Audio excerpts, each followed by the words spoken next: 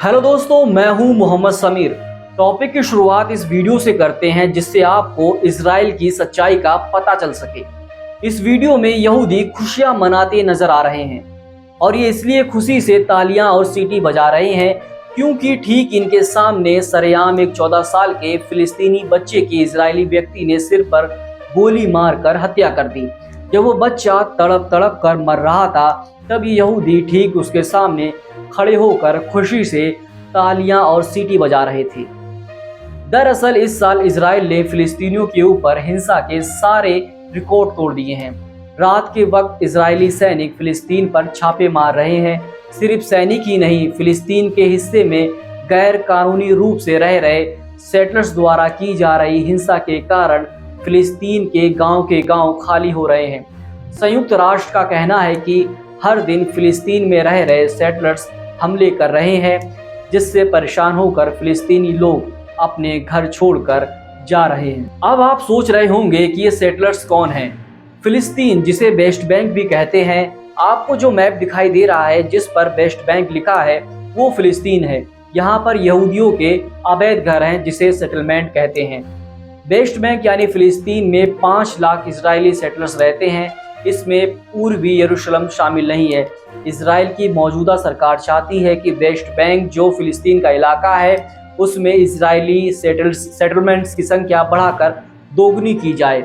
इस साल West Bank में फिलिस्तीनियों के खिलाफ यहूदी सेटलर्स की हिंसक कार्रवाई और तोड़फोड़ की घटनाएं काफ़ी बढ़ गई हैं। मीडिया रिपोर्ट्स के मुताबिक यहूदी सेटलर्स द्वारा फिलिस्तीनियों को काफ़ी परेशान किया जा रहा है। विदेशी मीडिया द्वारा पूछने पर एक फिलिस्तीनी ने बताया कि परेशानी बर्दाश्त के बाहर हो गई है। यहूदी हमारे घर के बाहर आधी रात को रुककर हॉर्न बजाते हैं या फिर अपने बच्चों को भेजकर हमें परेशान करते हैं। यहूदी हमारी भेड़ों को डराकर भगा देते हैं और पानी की टंकी खाली कर देते हैं। वो घरों पर पत्थरबाजी करते हैं, खेतों में आग लगाते हैं और दुकानों में तोड़फोड़ करते हैं। इसलिए यह जगह हम छोड़कर जा रहे हैं। चलिए आपको एक और वीडियो दिखाता हूँ। वीडियो में आप जिस बच्चे को देख रहे हैं वो फिलिस्तीनी है जिसे यहूदी परेशान कर रहा है। उसे बचाने उसकी माँ आ जाती है, लेकिन उसके विरोध करने पर यानी अपने बच्चे को बचाने पर उसे ही गिरफ्तार कर लिया जाता है। अब आप समझिए, जब इस तरह की घटनाएं रोजाना होंगी तो लोग घर छोड़कर जाएंगे ही। और यही वेस्ट बैंक फिलिस्तीन में रहने वाले यहूदी सेटलर्स और इजराइल की सरकार चाहती है। वेस्ट बैंक में 60% हिस्से पर इजराइल का पूरा नियंत्रण है और उसके सैनिक वहां सेटलर्स की रक्षा करते हैं। ज़्यादातर दुनिया इन सेटलमेंट्स को गैर कानूनी मानती है, पर इजराइल ने यहां पर और ज़्यादा नई अवैध यहूदी चौकियां बनाने की मंजूरी दे दी है। धीरे धीरे करके इजराइल पूरे फिलिस्तीन पर कब्जा करना चाहता है। मैं आपको एक और घटना से वाकिफ करना चाहता हूं जिसके बाद अमेरिका को यहूदियों को आतंकवादी कहना पड़ा। फिलिस्तीन के एक गांव बरखा में 19 साल के नौजवान लड़के की गोली मारकर हत्या इसलिए कर दी गई क्योंकि वो हथियारबंद यहूदी सेटलर्स से अपनी ज़मीन बचाने का विरोध कर रहा था। जिसके बाद यहूदी सेटलर्स ने उसकी गोली मारकर हत्या कर दी। नौजवान लड़के का नाम कोशाई था। इसकी हत्या को अमेरिका ने यहूदी आतंकवाद बताया है। जब विदेशी मीडिया ने इस बारे में उसकी मां से बात की तो उसने रोते हुए बताया कि कोई नहीं जानता कि अगला कोशाई कौन होगा। हमें कोई भी नहीं बचा पाएगा। अगर आगे भी ऐसा कोई हमला होता है तो हमारी सरकार कानूनी तरीके से भी कुछ नहीं कर सकती है। दुनिया के ज़्यादातर देश वेस्ट बैंक में यहूदी सेटलमेंट को गैर कानूनी और गलत मानते हैं, लेकिन सत्ता पर काबिज कट्टर इजरायली मंत्री यहाँ सेटलमेंट्स बनाने के लिए बड़ी तेज़ी से मंजूरी दे रहे हैं। लक्ष्य है कि इजरायली मौजूदगी बढ़ाकर पूरी तस्वीर ही बदल दी जाए। वेस्ट बैंक फिलिस्तीन में पिछले दशकों में इतनी हिंसा पहले कभी नहीं हुई और इस संघर्ष के राजनीतिक समाधान के संकेत भी नहीं दिखाई दे रहे हैं। मीडिया रिपोर्ट्स के मुताबिक इस साल वेस्ट बैंक फिलिस्तीन में 180 से ज़्यादा फिलिस्तीनी मारे जा चुके हैं। अंतर्राष्ट्रीय कानून के मुताबिक इन सेटलमेंट्स को ज़्यादातर दुनिया गैर कानूनी मानती है, लेकिन इजराइल ऐसा नहीं मानता है और साल 2023 में इन सेटलमेंट्स ने पुराने सारे रिकॉर्ड्स तोड़ दिए हैं। फिलिस्तीन में सेटलमेंट्स पर नज़र रखने वाले संगठन पीस नाउ के मुताबिक हाल के महीनों में इजरायली सरकार ने 14 सेटलर्स आउटपोस्ट पर काम शुरू किया है। एक नज़र डालते हैं इसके बैकग्राउंड पर। पिछले साल नवंबर में बेंजामिन नेतन्याहू सत्ता में वापसी करते हुए फिर प्रधानमंत्री बना। फिर दिसंबर 2022 में बेंजामिन नेतन्याहू ने गठबंधन सरकार बनाई। इस गठबंधन में कई फिलिस्तीनी विरोधी कट्टर पार्टियां शामिल हैं।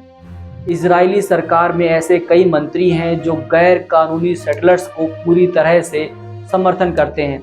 ऐसा लगता है कि वेस्ट बैंक के यहूदी सेटलर्स को ये लगने लगा है कि वो बिना डर के फिलिस्तीनियों पर हमला कर सकते हैं। लोगों में फिलिस्तीनी प्रशासन को लेकर भी मायूसी बढ़ी है। फिलिस्तीनियों को लगता है कि उनकी सरकार ना तो इजरायलियों के सामने खड़ी हो सकती है और ना ही उनके कब्जे को खत्म करने के लिए कुछ कर सकती है। अब मैं आपको इजराइल के राष्ट्रीय सुरक्षा मंत्री का एक बयान बताने जा रहा हूं, जिससे आपको यहूदियों की सोच का पता चल पाएगा।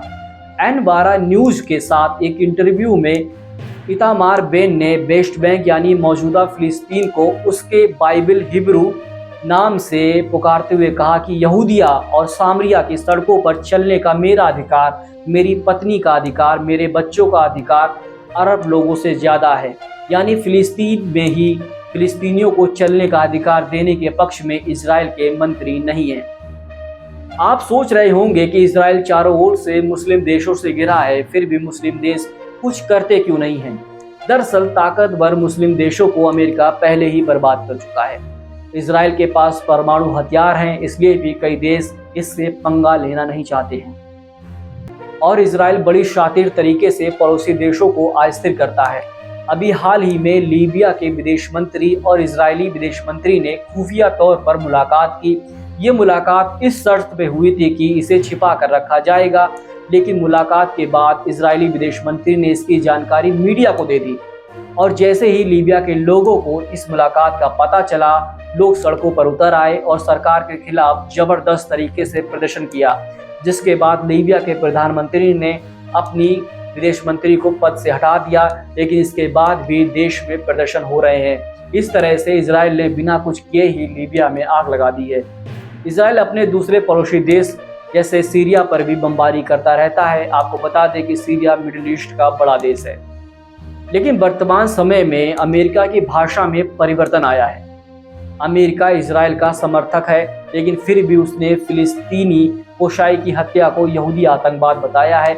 इससे लग रहा है कि चीन के दबाव में आकर अमेरिका को यहूदियों को आतंकवादी कहना पड़ा है। चीन लगातार मुस्लिम देशों में अपनी पहुंच बढ़ा रहा है। उसने ईरान की मदद की, सऊदी को परमाणु प्लांट बनाने का प्रस्ताव दिया, अफगानिस्तान को भी काफ़ी पैसा दिया है। चीन ने हाल ही में इजराइल और फिलिस्तीन के बीच समझौता कराने के लिए भी कदम उठाया है।